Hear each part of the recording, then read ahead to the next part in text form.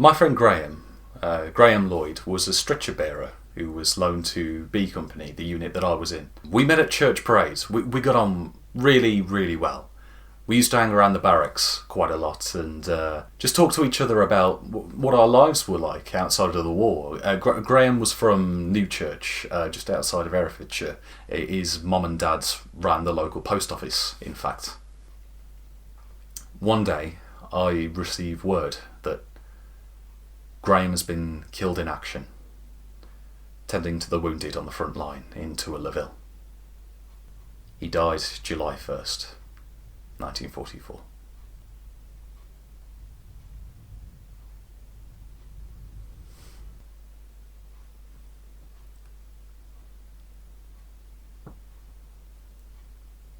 We'd just been in action.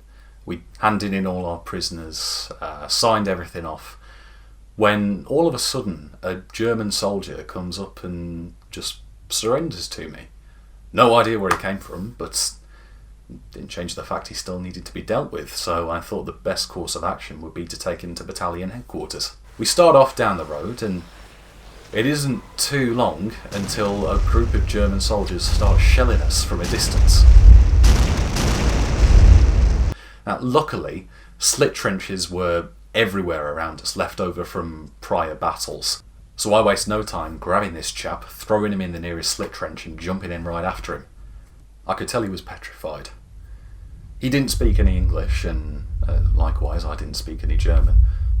So, as we couldn't verbally communicate, I offered him a cigarette and had one myself, just to show I didn't mean him any harm. He calmed down a bit after that. He showed me some photos he carried around with him of his family and his papers. They were like our pay books. They had our names, our details. This bloke said he was 17 years old. Eventually the shelling did stop and we were able to successfully make our way to our destination. I handed his papers over to the officer in charge and parked the bloke over with another group of prisoners, which made 39 of them altogether.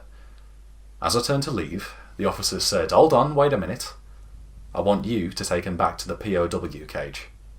I thought, to ask one soldier to escort 39 prisoners of war, that was quite drastic, but it was an order.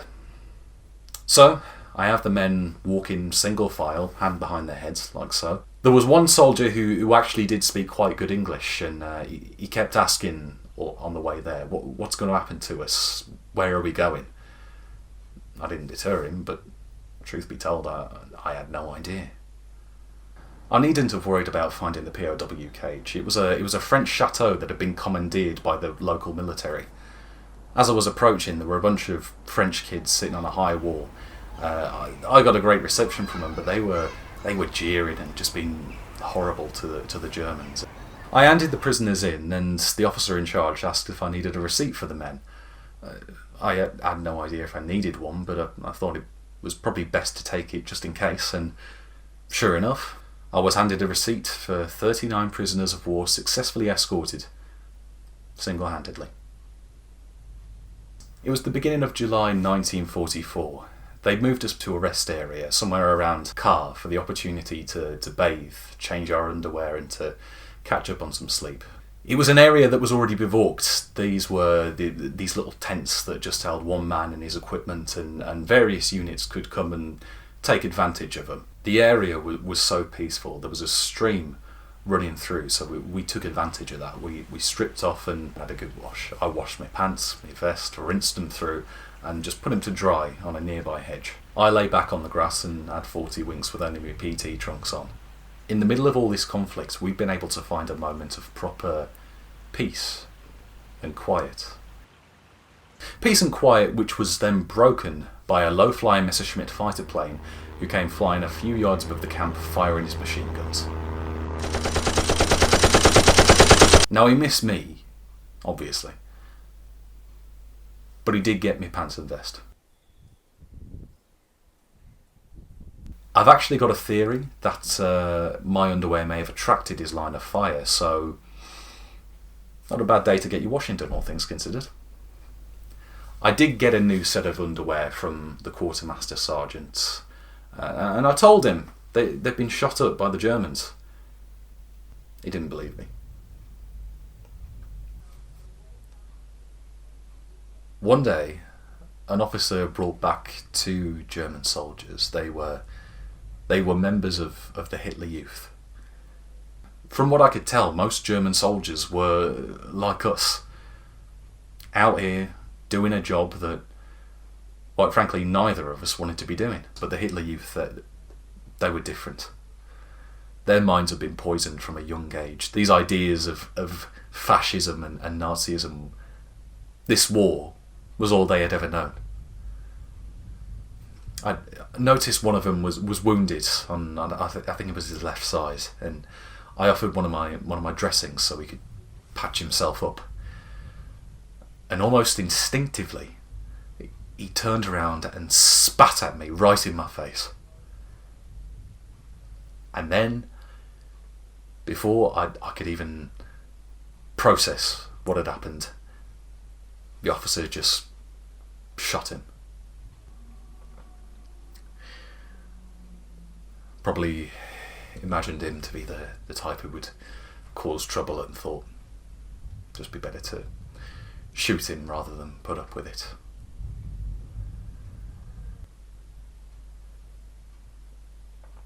I don't know if I could have just shot him like that in cold blood. Don't get me wrong, I had a rifle. I thought of thumping him with the butt of it or something, but I wouldn't have shot him.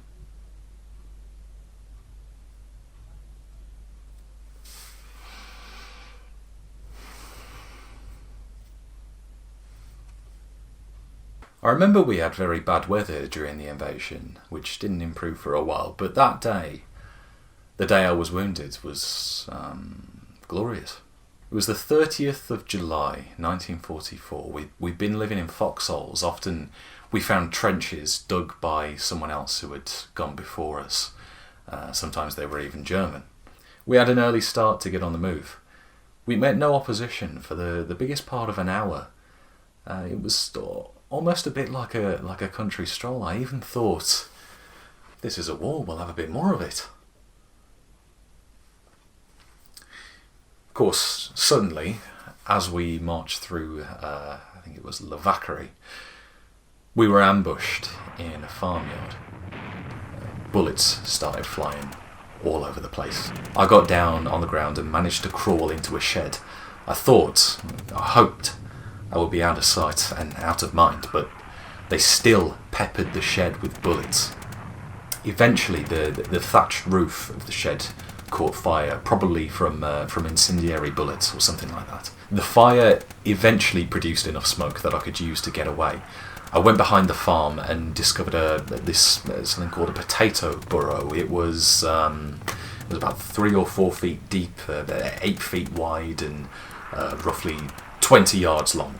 I crouched there, absolutely petrified, trying to dig myself some kind of cover, but then they started using mortars. The first one came to my left, second one to my right. I expected one to land in the middle, which it did. It was like something had fallen on me. The right side of my battle dress was totally blown off. It hung off me, essentially. Blood was all over the place. I couldn't make up my mind what had happened. It was shrapnel. I mean, it was obviously shrapnel. There were 2 pieces of it in my foot, which went through the double sole of my boot. One sliced my big toe, and the one next to it was hanging on by a thread. There was a wound to the inside of my right knee. There were shrapnel markings like grazes across the right side of my chest. My right shoulder had a large cavity. We all carried battle dressings, and I tried to use one to cover it. I tried to sort myself out.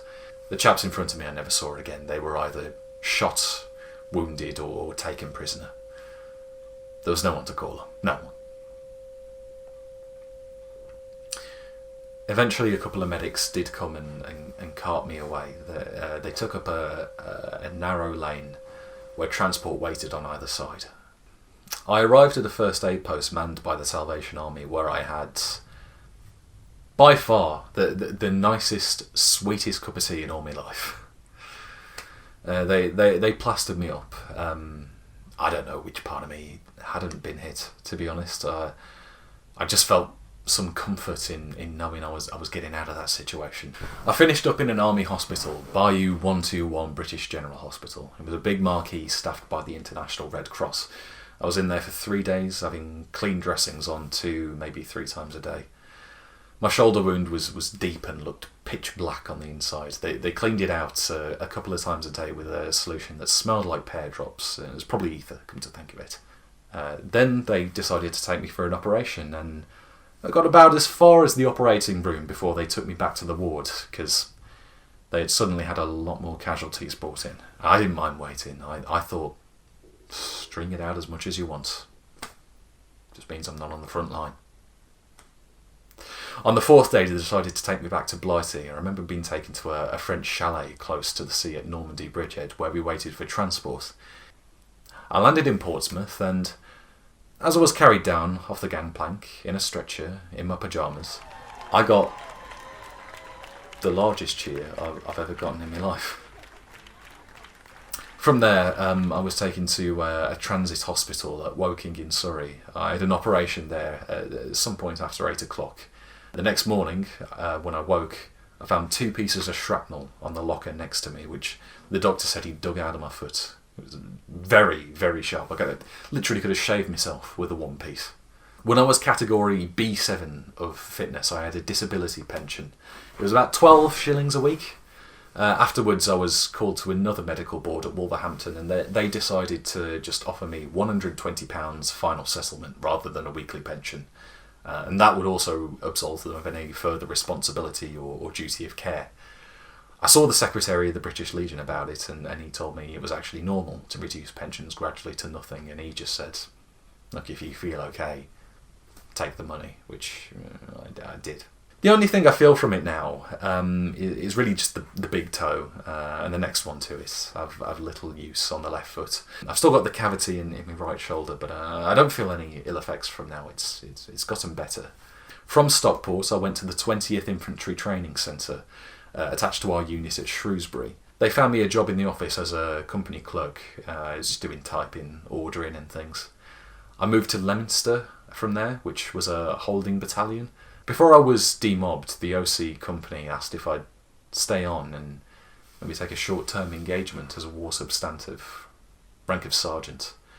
I just said, if I wasn't good enough for that rank before, I don't want it now. While I was in recovery, I heard from the mother of my friend Graham. He had spoken of me to them.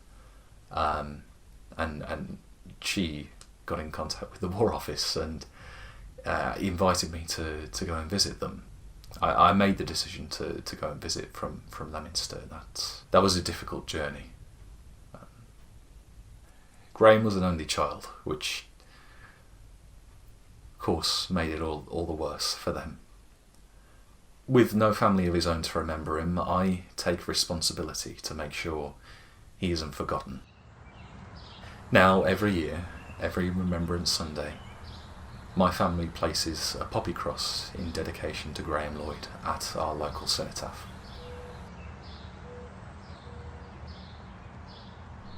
Time will not darken, or shadows dim, the beautiful memories I have of him.